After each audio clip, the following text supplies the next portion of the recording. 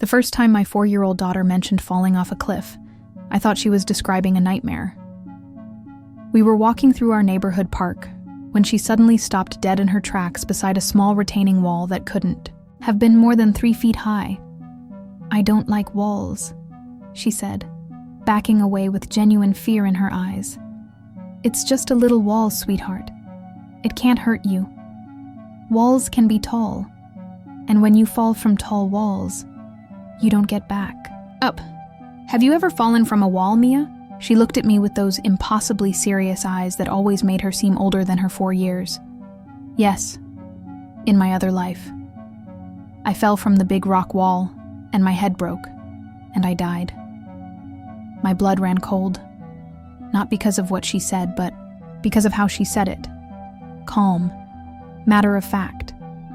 Like she was recounting something that had happened last week rather than describing her own death in a previous existence.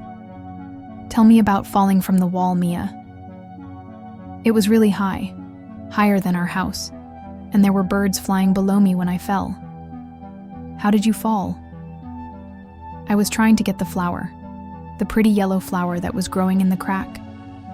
Mama told me not to, but I wanted to give it to her for her birthday." "What happened when you fell?" "Everything went really fast and really quiet at the same time, like the world was holding its breath. And then I hit the rocks, and everything went dark." "Did it hurt?" "For a second. But then it didn't hurt anymore because I wasn't in my body. I was floating above, watching." "What did you see when you were floating?" "I saw the little girl who used to be me lying on the rocks, and I saw Mama screaming and Papa trying to climb down to get me. But I was already gone."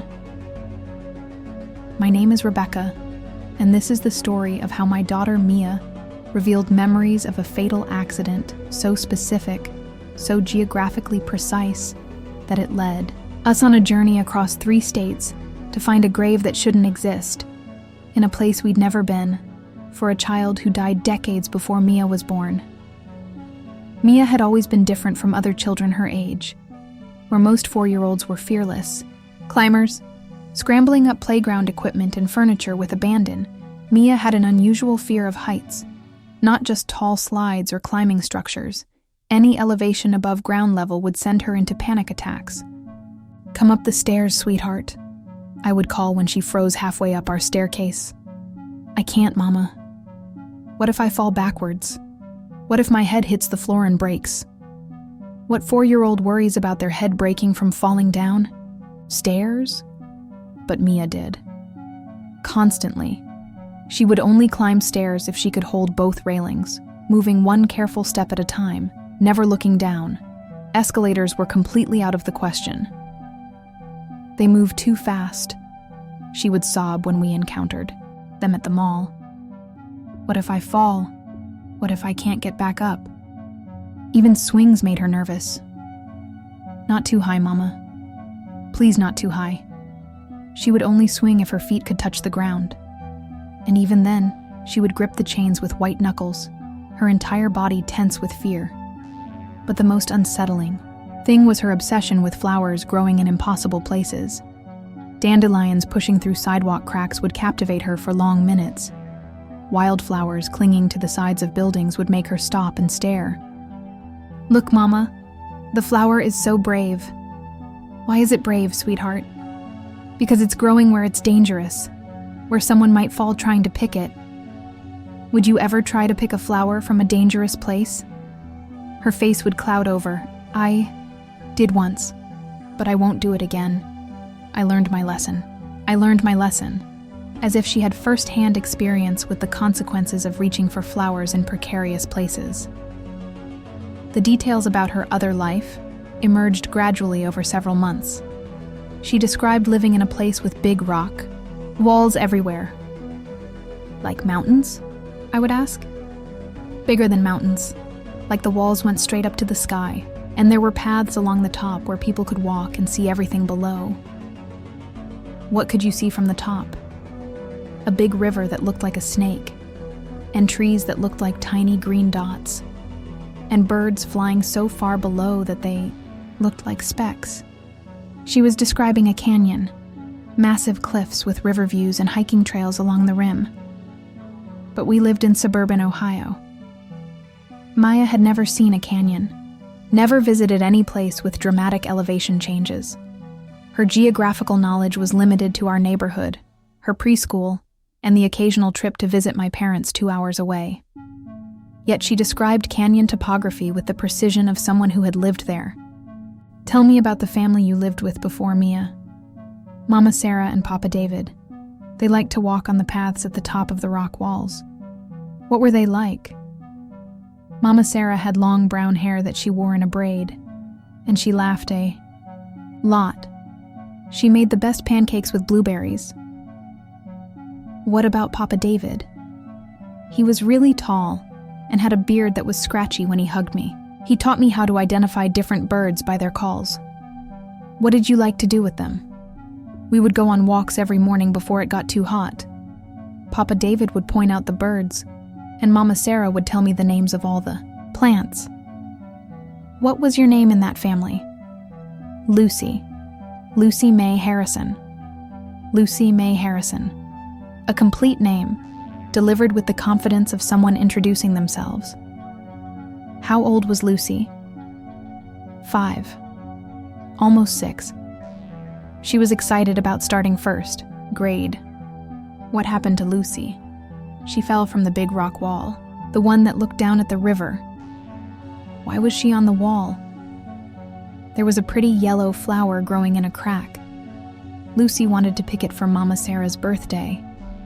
"Did anyone try to stop her?" Mama Sarah said, "Lucy, stay away from the edge."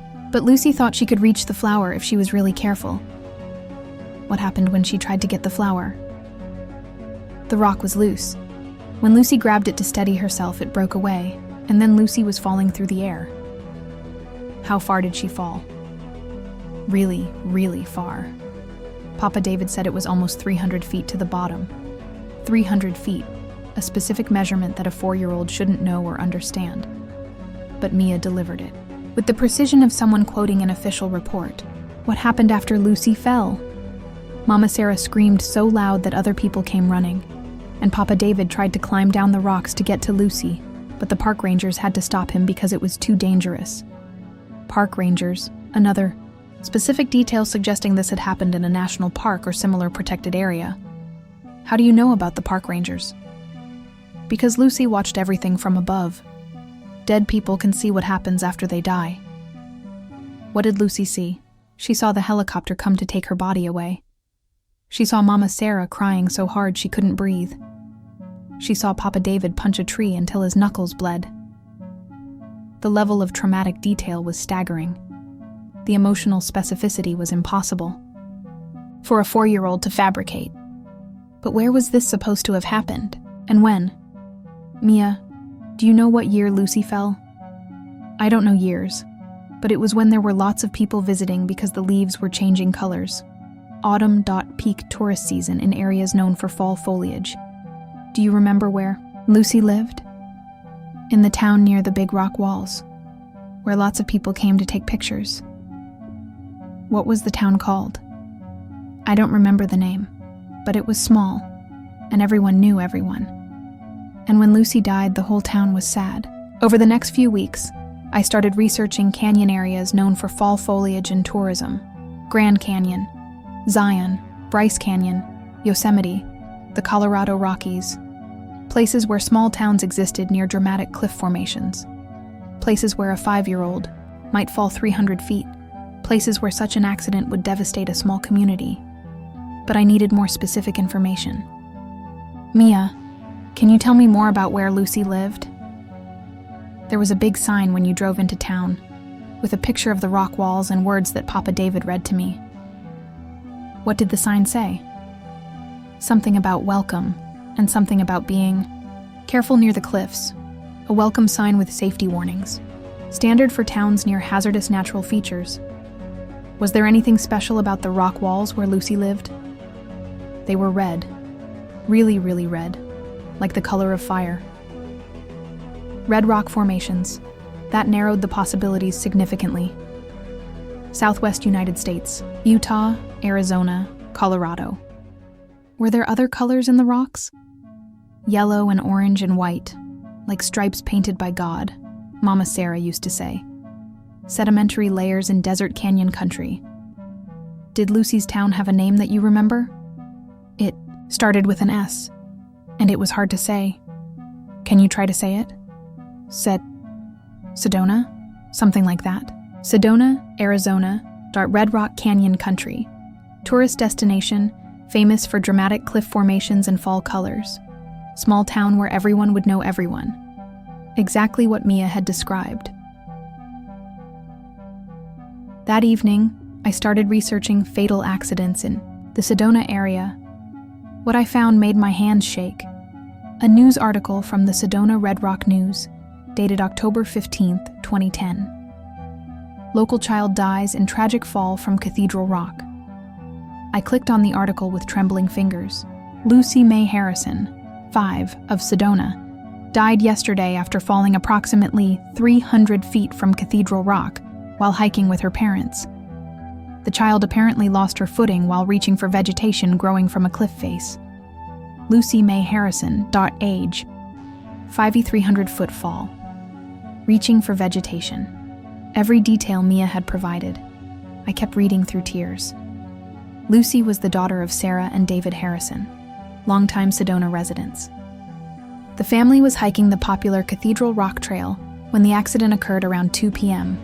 Sarah and David Harrison, Mama Sarah, and Papa David. Witnesses reported that Lucy had wandered close to the cliff edge, despite repeated warnings from her parents. She appeared to be reaching for a wildflower growing from a rock crevice when the tragedy occurred. The yellow flower growing in the crack. The flower Lucy wanted to pick for Mama Sarah's birthday. Emergency responders arrived within 30 minutes, but Lucy was pronounced dead at the scene.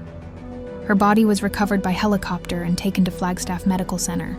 The helicopter, the scene Lucy had described watching from above.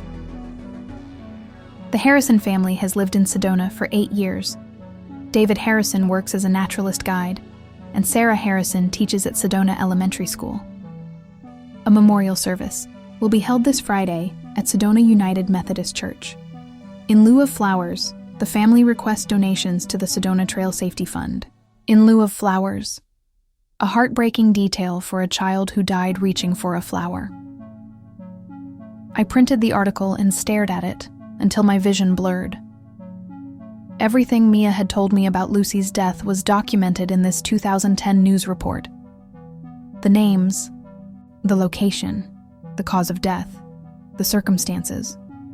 All of it real, all of it verifiable, all of it impossible for her to know. But there was more. I searched for follow-up articles about the Harrison family. What I found was even more devastating. Obituary from 2012. Sarah Michelle Harrison, 34, of Sedona, died peacefully at home on March 22nd after a courageous battle with depression following the tragic loss of her daughter Lucy in 2010. Mama Sarah had died 2 years after Lucy, unable to cope with the grief of losing her child.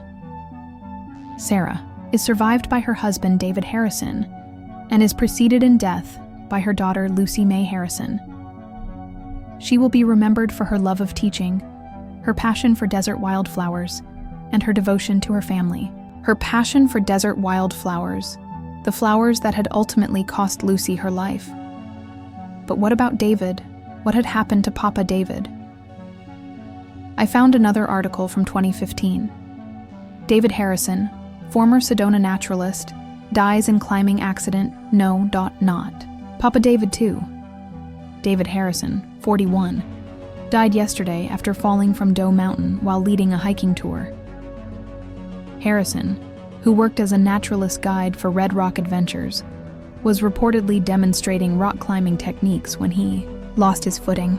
Papa David had died falling from a cliff, just like Lucy. The entire family.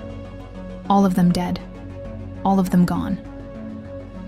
The tragedy was almost too much to comprehend. But wait. If David had died in 2015, and Sarah in 2012, and Lucy in 2010, where were they buried? Mia had said she knew where Lucy was buried. She had mentioned it several times, always with the same certainty she used when describing Lucy's life and death. Lucy is in the quiet place with the white stones and the red flowers, she had told me. Next to the big tree that gives shade. Where is this quiet place, Mia? Not far from the rock walls, where families can visit and remember. A cemetery near Sedona, with white stones and red flowers and a large shade tree. I searched for cemeteries in the Sedona area. There were only a few options in such a small town. Sedona Community Cemetery, Mountain View Memorial Park, Red Rock Memorial Gardens. Red Rock Memorial Gardens. The name seemed to fit with Mia's description of red flowers. I found their website and called the next morning. I'm trying to locate a grave, I told the woman who answered. A child named Lucy May Harrison, who died in 2010. Let me check our records, she said. Harrison. Yes, we have a Harrison family plot. Lucy May Harrison, Sarah Michelle Harrison, and David James Harrison. All three of them, buried together. Can you tell me about the location of their graves? They're in Section C, under the large oak tree. It's one of our most peaceful spots. The big tree that gives shade. Are there red flowers planted there? Yes, the family specifically requested that red desert wildflowers be planted around the graves, Lucy's favorites, according to her parents. Red flowers, Lucy's favorites, everything Mia had described. That weekend, I made a decision that would have seemed insane just weeks earlier. I told my husband Mark about everything I had discovered, the news articles, the obituaries, the cemetery records. Rebecca, this is impossible. I know how it sounds, but every single detail Mia has provided matches the documented facts about the Harrison family. So what are you suggesting? That our 4-year-old daughter is the reincarnation of a child who died in Arizona. I'm suggesting that we drive to Sedona and see what happens. That's a 20-hour drive. I know. But Mia says she can show us where Lucy is buried. If she's right, then everything we think we know about life and death is wrong. Maybe it's time to consider that possibility. The drive to Arizona took 2 days. Mia was unusually quiet during the journey, staring out the window with intense concentration as we drove through changing landscapes. Are we getting close to Lucy's home? She would ask periodically. I don't know, sweetheart. You'll have to tell me. As we crossed into Arizona and the landscape became more desert-like, Mia became more animated. Look, Mama, the rocks are starting to turn red. Do you recognize this area? A little, but not yet. Lucy's home has really big red rocks, like giant towers. We spent the night in Flagstaff, just 50 miles from Sedona. The next morning, as we drove south on Highway 89A and the red rocks of Sedona came into view, Mia's reaction was unmistakable. There, she shouted, bouncing in her car seat. There are the big red walls. That's where Lucy lived. She was pointing at Cathedral Rock, the massive red sandstone formation where Lucy May Harrison had fallen to her death. That's the rock where Lucy fell, she said with certainty. The really tall one that looks like a castle. Cathedral Rock did indeed resemble a castle, with its distinctive spires and towers. Can we go see it up close? Mia asked. Are you sure you want to? Yes. Lucy wants to show me where she used to hike with Mama Sarah and Papa David. We drove to the Cathedral Rock trailhead. Even from the parking area, the cliff faces were imposing. Massive red rock walls rising hundreds of feet into the desert sky. Mia stared up at them with a mixture of recognition and sadness. Lucy used to love coming here, she said softly, but she shouldn't have tried to get that flower. Do you remember exactly where Lucy fell? Mia studied the rock formations carefully. There, she pointed to a specific area about halfway up the eastern face, where you can see the crack where plants grow. I could indeed see vegetation growing from crevices in the rock face. Yellow wildflowers, just as Mia had described. That's where the pretty flower was. Lucy thought she could reach it, but the rock wasn't strong enough to hold her. Are you sad, being here? A little, but also happy. Why happy? Because now Lucy gets to show you where she used to be happy before she fell. We spent an hour at Cathedral Rock. Mia pointed out hiking trails where Lucy had walked with her parents. She identified bird calls that Papa David had taught Lucy to recognize. She showed me plants that Mama Sarah had explained to Lucy during their morning walks, knowledge that a 4-year-old from Ohio shouldn't possess about Arizona desert ecology, but Mia knew it all. Mama, can we go see where Lucy is buried now? Are you sure you know where that is? Yes. It's not far from here.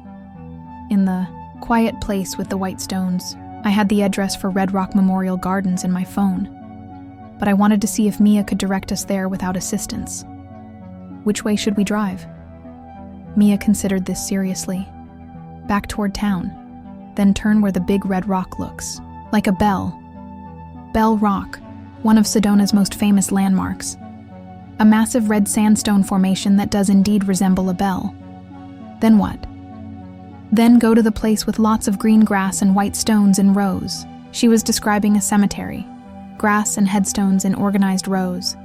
I followed her directions, and sure enough, they led us directly to Red Rock Memorial Gardens. This is it, Mia said as we pulled into the cemetery. This is where Lucy is sleeping. Do you know where in the cemetery? Yes, under the big tree, with the red flowers. We parked and began walking among the graves. The cemetery was larger than I had expected, with hundreds of headstones arranged in neat sections. But Mia walked with purpose, as if following a familiar path. This way, she said confidently. She led us directly to Section C, where a massive oak tree provided shade over a small cluster of graves.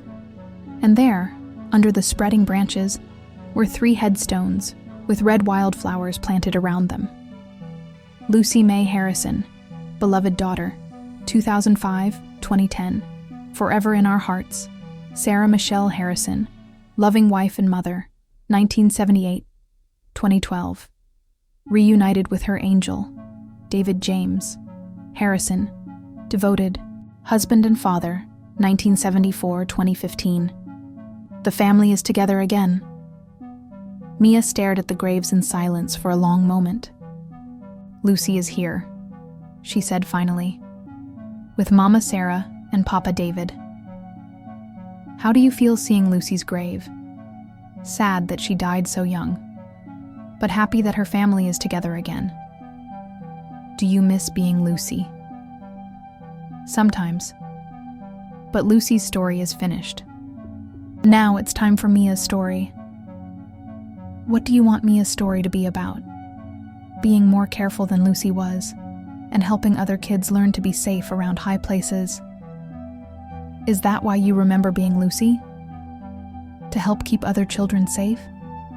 Mia considered this seriously. Maybe. Or maybe Lucy just wanted someone to know that she was real, that she lived and was loved. And now people know. Yes. Now people know that Lucy May Harrison was here, and she mattered, and she loved her family very much. We spent 2 hours at the cemetery. Mia told me stories about Lucy's life that weren't in the newspaper articles, her favorite games, her pet hamster named Peanut, her dreams of becoming a teacher like Mama Sarah. Details that painted a picture of a bright, curious child who died far too young. Mia, how do you know so much about Lucy's life? Because Lucy's memories are inside me, like a movie that plays in my head sometimes. Do the memories make you sad? Sometimes, but mostly they make me grateful. Grateful for what? For getting to live the life Lucy didn't get to finish. What do you mean? Lucy wanted to grow up and help people. Maybe Mia can do that for both of us. As we prepared to leave, Mia asked if we could bring flowers for the graves. We stopped at a local florist and bought yellow wildflowers. the same type of flower that had cost Lucy her life. Why yellow flowers, Mia? Because Lucy loved them, and because now they can make her happy instead of making her fall. Back at the cemetery, Mia carefully placed the flowers on each grave. For Lucy, who was brave and curious. For Mama Sarah, who loved Lucy so much she couldn't live without her. For Papa David, who tried to save Lucy and never stopped missing her. Do you think they're together now? Yes, in the place where families wait to be born again. Will they be born into the same family again? Maybe. Or maybe they'll find each other in different families. Love always finds a way. The drive home to Ohio took another 2 days. During the journey, Mia's memories of being Lucy began to fade. By the time we reached home, she rarely mentioned Lucy spontaneously. When asked direct questions, her answers became vaguer, less specific.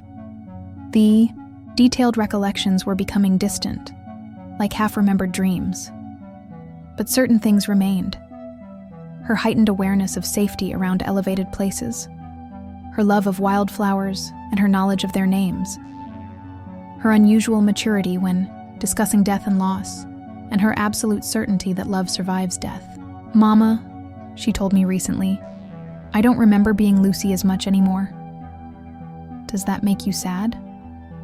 A little. But Lucy got to tell her story. Now she can rest. What do you think Lucy would want you to remember? To be careful around cliffs. And that it's okay to want beautiful things, but not if getting them might hurt you. Anything else? That when people die, their love doesn't die. It stays with the people who remember them. How do you know that? Because I can still feel how much Mama Sarah and Papa David loved Lucy. Even though they're all dead, their love is still alive inside me. 6 months later, we received an unexpected phone call. A woman named Jennifer contacted us through the cemetery. She had been visiting her father's grave when she noticed fresh flowers on the Harrison family plot. I asked the groundskeeper who had been caring for those graves. She told me. He said a family from Ohio had visited and left flowers. I wanted to thank you. How did you know the Harrisons? Lucy was my daughter's best friend. They were in kindergarten together when the accident happened. How is your daughter doing now? Better.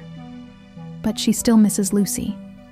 We visit the grave every year on Lucy's birthday. Would your daughter like to meet Mia? Why? I took a deep breath. Because Mia remembers being Lucy. I know how that sounds, but actually it doesn't sound crazy at all. Emma, my daughter, has always insisted that Lucy talks to her in her dreams. What does Lucy tell her? That she's okay, that dying wasn't scary, and that she's waiting for Emma in the place where friends go to play together forever. Would you like to bring Emma to meet Mia? I think Lucy would like that very much. Emma and Mia met the following month when Jennifer brought her daughter to Ohio for a visit. The two girls, now both 8 years old, connected immediately. Emma didn't seem surprised when Mia mentioned remembering Lucy's life. I told my mom that Lucy came back. Emma said matter-of-factly. I just didn't know where. Do you miss Lucy? Mia asked. Every day. But I'm happy she found a way to come back and visit. Lucy misses you too. She remembers playing house and building fairy gardens. Those were our favorite games. I know. Lucy loved how you always let her be the fairy princess. Details about Lucy and Emma's friendship that weren't in any news articles. Private memories that only the girls would have shared. Are you still Lucy inside? Emma asked. A little bit. But mostly I'm Mia now. Lucy's memories are like stories that I remember reading. Will you always remember the stories? I hope so. Because Lucy's stories are beautiful, even the sad parts. What's the most beautiful story? The one about how much Mama Sarah and Papa David loved her, and how much you loved her too. Emma started crying. I was supposed to be hiking with Lucy that day, but I had a soccer game. It's not your fault that Lucy fell. I know. but I wish I could have stopped her from reaching for that flower. Maybe you did stop her, in a different way. What do you mean? Maybe Lucy learned to be more careful because she remembered how sad it made you when she fell. Maybe that's why Mia doesn't climb on dangerous things. So Lucy's accident helped keep you safe? Yes. Lucy's love is what keeps Mia safe. The friendship between Emma and Mia has continued. They video chat monthly and visit each other twice a year. Emma has helped Mia understand more about Lucy's life. Mia has helped Emma process her grief over losing her best friend. Together, they've created a memorial garden at Emma's school with yellow wildflowers and a plaque that reads, "In memory of Lucy May Harrison and all children who leave us too soon." What would Lucy think of the memorial garden? I asked Mia recently. She would love it, especially the yellow flowers. Are you still afraid of heights? A little, but not as much as before. Why not? Because I know that being careful is different from being scared. Lucy wasn't careful enough, but she wasn't scared either. She was just excited about the pretty flower. What did Lucy teach you? About being brave? That being brave doesn't mean doing dangerous things. Being brave means living your life fully while still being smart about risks. Is that what you're doing with Mia's life? Yes, living it fully for both of us. Last month, we returned to Sedona for the 10-year anniversary of Lucy's death. Mia, now 8, remembered less about being Lucy than she had at 4, but she still knew exactly where to find the grave. Some things are too important to forget completely, she said as we placed fresh yellow flowers on the headstones. Like what? Like how much love there was in Lucy's family, and how beautiful the world looked from the top of the red rocks. Do you still think about Lucy's fall? Sometimes. But not in a scary way, more like understanding that accidents happen, but love doesn't stop because of accidents. What do you think Lucy would want people to know about her life? That she was happy, that she loved her family and her friend Emma and the red rocks and yellow flowers, and that dying young doesn't mean your life didn't matter. Anything else? That parents shouldn't blame themselves when accidents happen. Lucy knows that Mama Sarah and Papa David loved her and tried to keep her safe. How do you know that? Because love that strong doesn't disappear. It finds new ways to exist. Is that what happened to Lucy's love? Yes. It found a way to live inside me, and inside Emma, and inside everyone who remembers Lucy's story. Tonight, Mia is sleeping peacefully in her bed. She no longer has nightmares about falling from cliffs. She climbs playground equipment with age-appropriate caution rather than paralyzing fear. She enjoys hiking and nature walks, always staying safely away from edges, but she still stops to admire yellow wildflowers wherever she finds them. They're Lucy's favorites, she always says, and I always reply, they're beautiful. Because they are, and because some beauty is worth remembering, even when reaching for it costs everything. So I ask you this. When a 4-year-old child describes falling from a cliff with details that match a documented fatal accident, when they know the names and faces of victims they've never met, when they can navigate to a grave in a state they've never visited, when they carry memories of trauma that belongs to someone who died before they were born, when they somehow become the voice for a child whose story ended too soon. Do you dismiss it as imagination? Or do you consider that maybe consciousness survives physical death? That memories can transcend individual brains? That love creates connections stronger than the grave? That sometimes when children die with unfinished stories, those stories find new authors? I used to think death was the absolute end. Now I wonder if it's just a comma in a longer sentence, a pause between chapters in a story that consciousness refuses to abandon. And maybe that's Lucy's greatest gift to us, the knowledge that no story truly ends. That love finds ways to continue the narrative, that even falling from the highest cliff can't stop a soul from finding its way home. Some falls are fatal, but some stories are eternal. And in the space between those truths, miracles happen. Children remember. Families heal. Love transcends death, and yellow wildflowers bloom in impossible places, reminding us that beauty persists even in the face of tragedy.